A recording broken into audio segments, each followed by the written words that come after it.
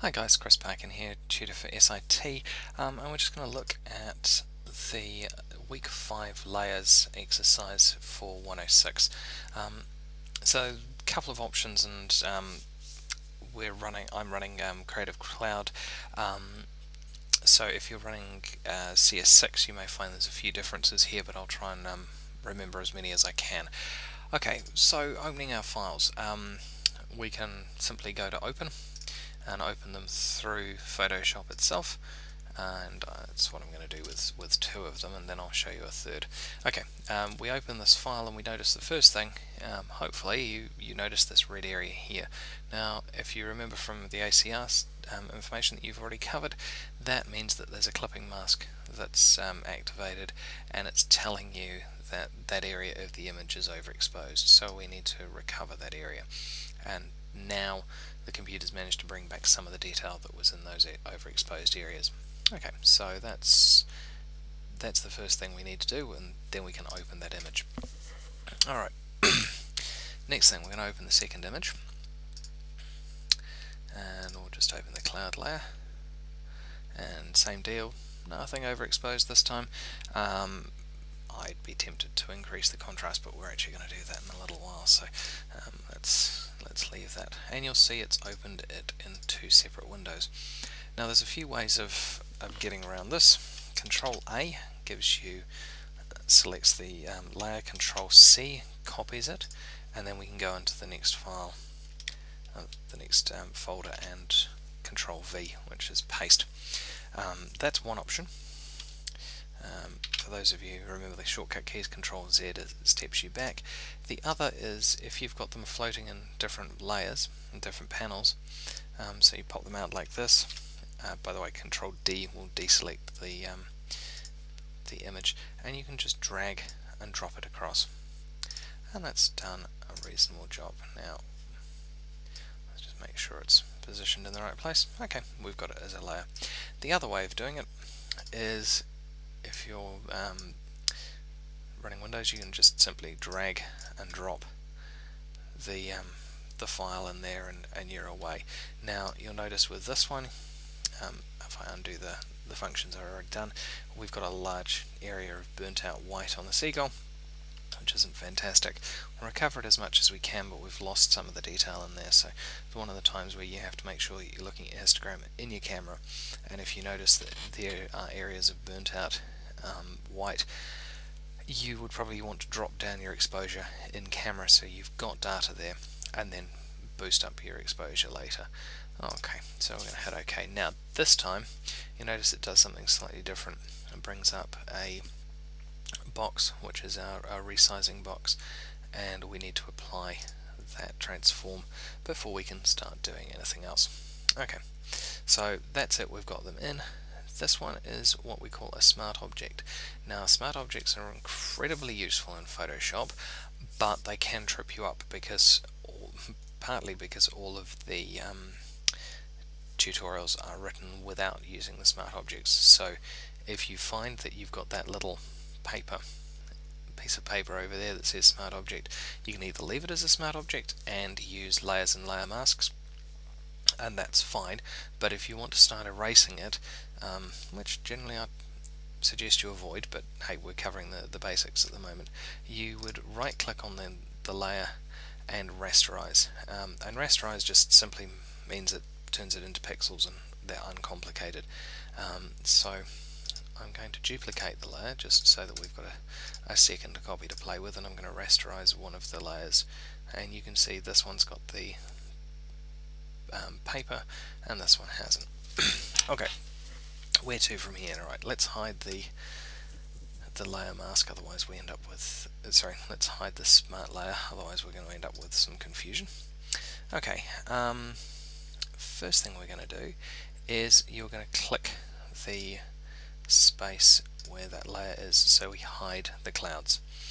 Okay, and that eye tool is really useful. You can just turn the visibility of that layer on and off as many times as you need to, and if you're checking whether or not a change has worked or if you've missed something, quite often turning a layer on and off can be a good visual jog, and just helps you helps your memory. To work out which layer you've got selected, you should see these little white brackets around each layer. So if you're doing something and nothing's happening, check which layer you've got selected. If it's the wrong layer, chances are very high that that's the problem. Okay, so we've already established our layers, we've got them stuck in there, and we're going to erase the sky from around the bird. So first things first, make sure you've got your seagull selected, and we're going to go select color range, and then we can select the color from around the bird. Now you notice every time I select somewhere different, the amount of selection changes, and that's because I've got the eyedropper set to sample a new piece each time. You want to make sure it's set to plus, and that will keep adding. Now if you happen to accidentally go over the bird, it's not particularly helpful. You can start again, sample, and then grab and resample that section there, and our fuzziness needs to be set to 72, and there we go, we should be all good. So we need to click OK, and that gives us our marching ants, which is the selection that we've got. We now hit delete, and it gets rid of our sky. Now if we have the same thing, I'm just going to turn that layer off and change to our smart object layer, and done exactly the same thing and hit delete, you'll come up with an error saying could not complete your request because the smart object is not directly editable. So how to get around that? Layer mask, and then we want to hide the selection, and it's done exactly the same thing. The nice thing about this, and I cover it in the other videos, is you can then go and refine this mask in a few other ways that you can't. I'll show you a couple of tricks and tips that you can use for the slightly simpler version, but that's the basics of that. Oh, one thing I will say before I forget, watch out when you do this that you fill in the background with black, so you can see the layer mask. If I use the / key, you see it's red. Make sure there's no lines of any of the old image sneaking through, because that can that's a big telltale that things have been photoshopped.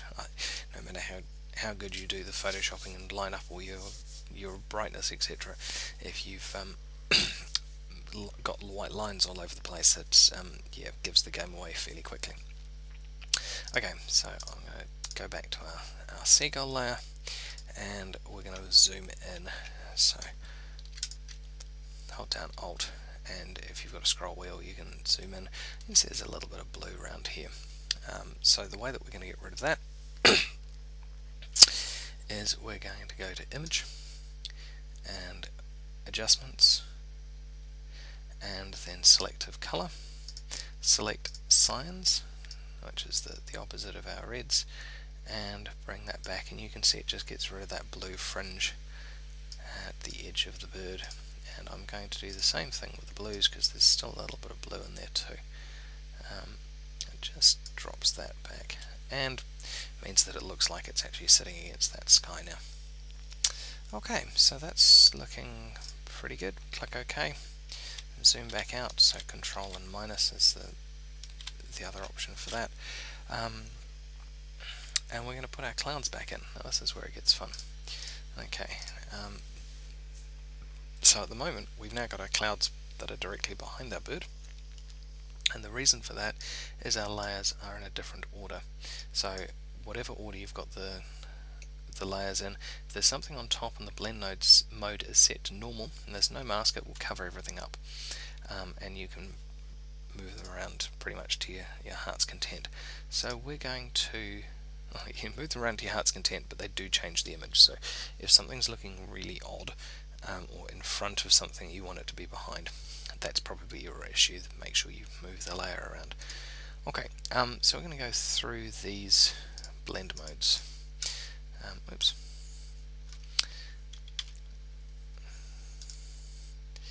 And darken.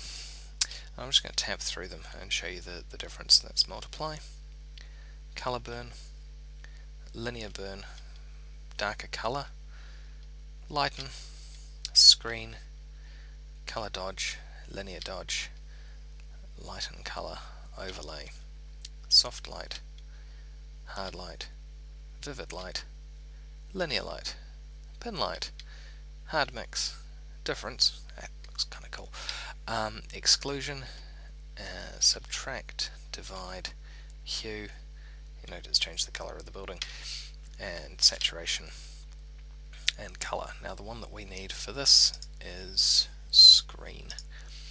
Okay, so we've got screen, and then it kind of looks like everything's shrouded in mist, but we want to get those the blue sky to disappear, and in this case we want to apply a curves layer, a curves adjustment layer just to this one. So we go image, adjustments, and curves. There we go. And I'm going to make what's called an S-curve. So point in the middle and then drag the top down. And depending on where you place each of these depends on what the image is going to look like. We don't want to lose the highlights too much in the image, so let's move them across. It's going to make the clouds a little bit smaller. It's just a case of playing until you get the look that you're after. Yeah, I'm reasonably happy with that. I think we might move the bird around by the time we're finished. Okay. And this is the nice thing about this. Grab our move tool. We can shift the bird around wherever we like. So I can now see it. And let's be good and actually place it on the thirds and flying into the image. So it's going to draw our eye into the image and into the clouds. Alright. Yeah, sorry, I had to say the composition bit. Now, okay. What you can do with this is we can decrease the opacity as well. So just reduce the amount of that effect being applied. So yeah, I'm reasonably happy with that. We've got the blend mode set as screen, so anything darker will be transparent. So we're going to add a dark gradient as part of the layer and make some of this bottom piece go away. So to do that, we need to hit the D key, and that makes these two switch around to default to black, and if you press X it will flick them over, and we don't want to do that, we want the black on top. And we're going to go and grab the gradient tool, and which is hiding underneath the paint bucket. Okay, make sure I've got the layer selected, and toolbar options, foreground to transparent, which is this one, and make sure we've got linear gradient selected, which is this one. If you select any of the others, it's not going to do what we want. Okay, and then drag it up from the bottom of the screen up, and we can see part of that disappear, and it gets rid of our colour, and we'll just bring in that edge as well. So it's just getting rid of a little bit of that image. Now the challenge is, this is a destructive piece, so if you make a mess of it and decide later that you don't like it, you can't get rid of it that easily. When I finish this, I'll go back and show you how to do that with non-destructive. Okay, what else do we need to do? We've got the cloud layer set. Oh, we're going to desaturate the clouds a little bit. So, image, adjustments, hue and saturation, and drag the saturation down.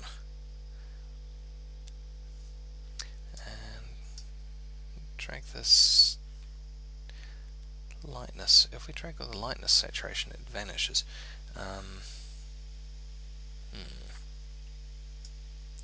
So if we set this to normal, you'll notice it's just gone entirely black. That didn't work, did it? We didn't want to change that lightness slider, so Control Z and hold down Alt. This time Control Alt Z, and that will allow us to step back.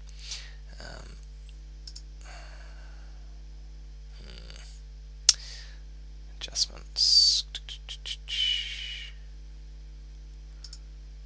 Oops, sorry, wrong one. Adjustments, and we were doing hue saturation.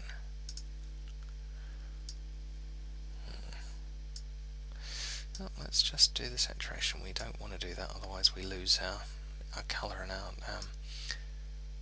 clouds. We don't want to desaturate it too much. Let's have a look at that one. Okay, change our blend mode back to normal, and there we go, we've got our black. Okay, change that back to screen, and it's looking good again. So you didn't want to play with the lightness saturation. I need to get that piece of the PDF changed. If you listen to this video and you're going, what lightness piece? Yeah, obviously I've got it changed. Okay, last thing we're going to do is we're going to transform the layer so the gull's not obscured. I already moved the gull, never mind. I'll show you how to do it anyway. Control T brings up the movement tool, and then we can simply go flip horizontal, and I think I might have to move that back. In fact, for my one I'm going to go undo, because I actually like it how I had it. So yeah, that's the nice thing about Photoshop. You can play around with it and get it so that it works. If you read something in the PDF and you're going, I prefer it this way, if you can justify it, talk to your tutor about it, double check, and you should be right. But yeah, send your tutor a quick question about that if you're thinking of doing something that's different to the PDF, just to double check. Sometimes you can get in trouble because if you say are working on a color image and you convert it to black and white, it doesn't show the same amount of skill level as if you leave it. Now I was going to show you how to do this gradient piece without non-destructively, so we can always undo it. So I'm going to go Control Z and hope that I can get all the way back to having this cloud in here. I can, that's good. Alright, so we're going to go Layer, Layer Mask, and Reveal All, and you'll note that it's given as a white layer. Now I've got another video on how layer masks work, but we're going to do exactly the same thing. We're going to apply that shading to the gradient to the rest of that layer, and there we go. Sweet, done, dusted. Okay, that's done, but we haven't got rid of our color. Now there's a way of doing that non-destructively too. We're going to create a group, pop it in there, and then I'm going to hope that this works. I'm going to add an adjustment layer, and we're going to do the same thing, hue and saturation, and you see this time it doesn't, because it adjusts the whole of the image.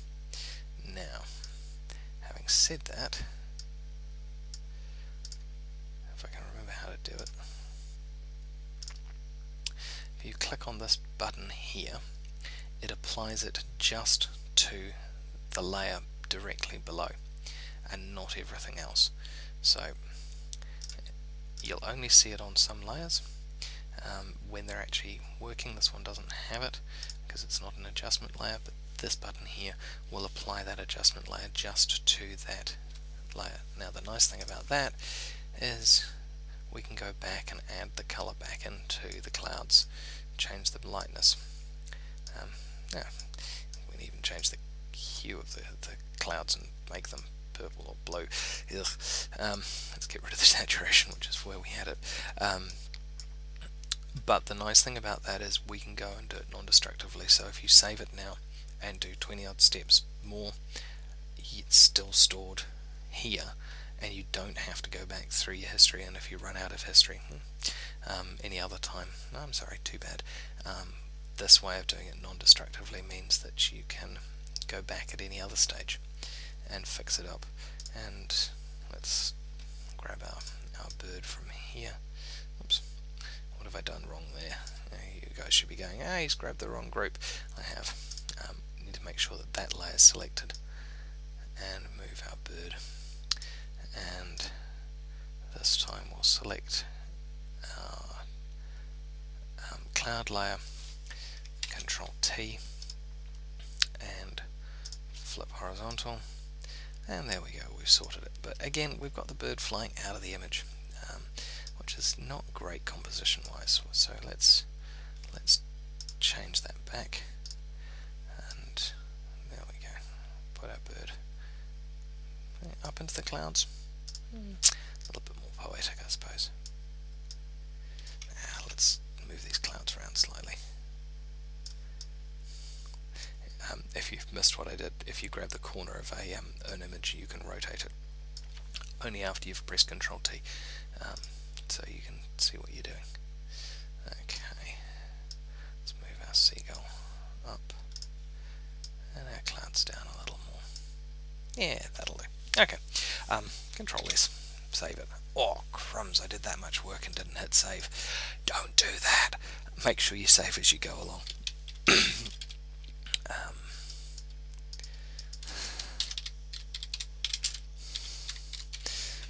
Otherwise you'll have a power cut and find that all that work you've done has been wasted.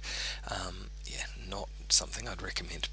Okay, hopefully that helps, and yeah, if you get stuck, remember, just flick your cheddar an email.